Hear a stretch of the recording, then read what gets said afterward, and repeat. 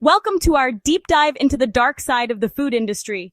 You know, that magical place where delicious things appear as if by magic on supermarket shelves, ready to be purchased and enjoyed.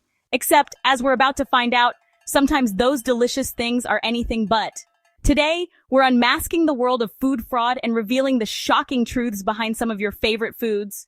Buckle up, because things are about to get unappetizing. Let's start with a luxury item, shall we? Truffles, those pungent little nuggets of fungus that people seem to go absolutely crazy for. Now, real truffles, those are rare. They're notoriously difficult to cultivate, and they're found by specially trained pigs, which, let's be honest, is a pretty good gig if you can get it. But the rarity of real truffles makes them incredibly expensive, which is where the fungus among us, so to speak, comes in. Because, see, counterfeiters have figured out that most of us can't actually tell the difference between the taste of a real truffle and, well, some cleverly combined chemicals. That truffle oil drizzled so artfully over your pasta, it might just be a blend of olive oil and synthetic compounds designed to mimic the truffle's distinctive flavor. And those truffle shavings on your pizza? There's a good chance those aren't shaved from the real deal, my friend. Maple syrup, the sticky, sweet nectar of North America, painstakingly extracted from maple trees and drizzled liberally on pancakes. It's a beautiful image, isn't it? Except, and I'm sorry to be the one to tell you this, there's a good chance that the maple syrup warming up in your pantry right now, well, it's not exactly come straight from a maple tree. You see, producing real maple syrup is time-consuming and, as a result, expensive. And that's not exactly great for profit margins now, is it? So, some companies cut corners. They take cheaper sweeteners like corn syrup and high fructose corn syrup, add a dash of artificial flavoring, because why not at this point? And voila! They've got a product that looks and tastes deceptively like maple syrup, except, it's not. Let's be honest, folks, most of us think of wasabi as that potent green paste served with sushi that has the remarkable ability to clear out your sinuses with a single bite. It's an experience, to say the least. But here's the thing, that green stuff you're bravely choking down, it's probably not real wasabi. Real wasabi, like those truffles we talked about, is a bit of a diva. It's difficult to cultivate, and it loses its flavor quickly after it's grated. That makes it prohibitively expensive for most restaurants, especially considering how much of it we seem to collectively slather on our sushi.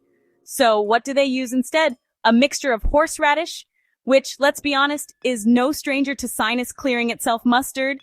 And because we eat with our eyes first, some good old-fashioned food coloring. It's green, it's pungent, and it does the job, but it's a far cry from the real deal. Chapter 4. Parmesan cheese, would you believe it? Parmesan cheese, that hard, salty cheese we love to grate over pasta and sprinkle on salads. But even this beloved cheese isn't safe from food fraud. Real Parmesan, or Parmigiano Reggiano, is crafted in Italy using traditional methods. It's a labor of love, resulting in a complex flavor profile, but some cheesemakers add wood pulp to cut costs. You heard me right, wood pulp. So, that grated Parmesan on your spaghetti? It might contain more trees than you'd expect. Chapter 5. Vanilla, the essence of artificiality. Vanilla, it's the epitome of comfort. It's warm, it's fragrant, and it makes everything from cookies to cakes to ice cream infinitely better. But behind that comforting aroma lies a surprisingly complex and, dare I say, shady industry. You see, real vanilla, that is vanilla that comes from actual vanilla beans, is incredibly labor-intensive to produce. The vanilla orchid has to be hand-pollinated, the beans have to be carefully harvested and cured, and the entire process can take months. All of which, you guessed it, makes real vanilla expensive. Enter artificial vanillin. Artificial vanillin is a synthetic compound that mimics the flavor of vanilla, but can be produced much more cheaply. And it's everywhere. From vanilla extract to ice cream to candles to air fresheners, chances are you're encountering artificial vanillin on a daily basis. Chapter 6. Caviar. Fishy business caviar. Those tiny, glistening pearls of salty goodness that are synonymous with luxury and indulgence. It's the kind of food that you eat with a tiny spoon on a blinis with your pinky out. Or, straight from the jar with a spoon while standing in front of the open refrigerator. No judgment. But just like everything else we've talked about so far, the caviar industry is rife with fraud. Real caviar, the kind that comes from sturgeon fish, is rare and expensive, like really expensive. So expensive, in fact, that it's often referred to as black gold. And where there's a lot of money to be made, well, you can bet there are going to be people looking to make a quick buck. Enter the counterfeiters. These enterprising individuals have figured out how to make caviar from all sorts of things that aren't sturgeon.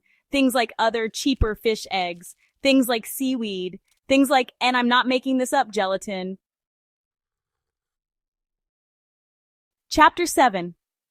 Honey, the not-so-sweet truth. Honey, nature's sweetener. It's golden, it's viscous, and it's made by bees. What's not to love? Well, how about the fact that a lot of the honey on supermarket shelves isn't exactly what it seems? You see, producing real honey, the kind that comes from bees collecting nectar from flowers, is a time-consuming and, you guessed it, expensive process. And that's not exactly music to the ears of honey producers looking to maximize their profits. So what do? They cut corners, they take cheaper sweeteners like high fructose corn syrup, rice syrup, and beet syrup, and they mix them with a little bit of real honey. And voila!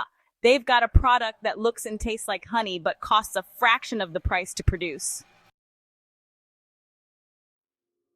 Chapter 8, Olive Oil. The not-so-virgin truth, olive oil. It's the cornerstone of the Mediterranean diet, it's touted for its health benefits, and it's absolutely delicious. But it's also one of the most commonly adulterated foods in the world. You see, real extra virgin olive oil, the good stuff, the kind that's made from the first cold pressing of the olives, is, once again, expensive to produce. It requires specific growing conditions, careful harvesting, and a quick extraction process to preserve the flavor and aroma. And that's not exactly what some olive oil producers want to hear. So, they cut corners. They take cheaper oils, like soybean oil, canola oil, and sunflower oil, and they mix them with a little bit of real olive oil. And to make matters worse, they often mislabel these blends as extra virgin olive oil, deceiving consumers and driving up the price.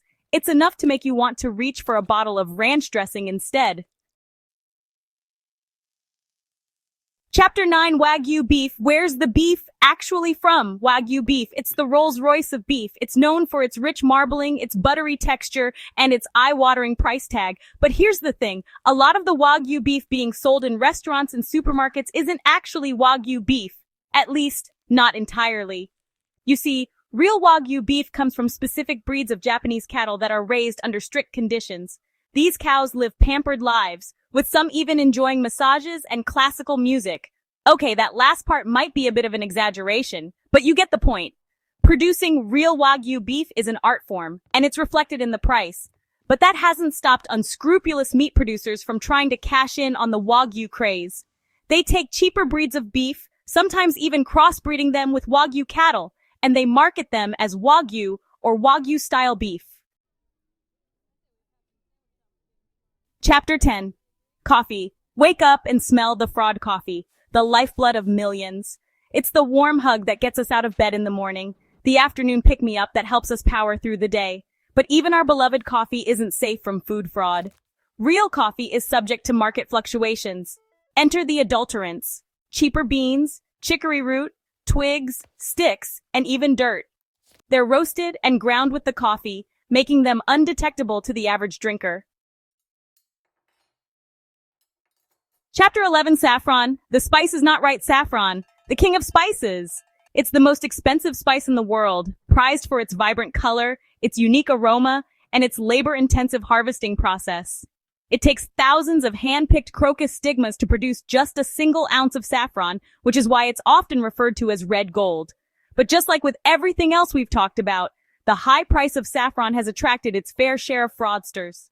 These cunning individuals have come up with a variety of ways to adulterate saffron, from mixing it with cheaper spices like turmeric and safflower, to using artificial colorings to dye other substances, like corn silk, to look like saffron threads. They even have the audacity to sell things like sandalwood powder and ground-up marigold petals as saffron. Outro bon appétit? So there you have it! A glimpse into the underbelly of the food industry, where profits often trump purity, and where what you see isn't always what you get. It's enough to make you lose your appetite, isn't it? But don't despair. By being informed and discerning consumers, we can help reduce the prevalence of food fraud and protect our health and wallets. Read labels carefully, Do your research and don't be afraid to ask questions. After all, knowledge is power, especially when it comes to what we put in our bodies. Thank you for watching, and don't forget to like, share, and subscribe for more insightful content.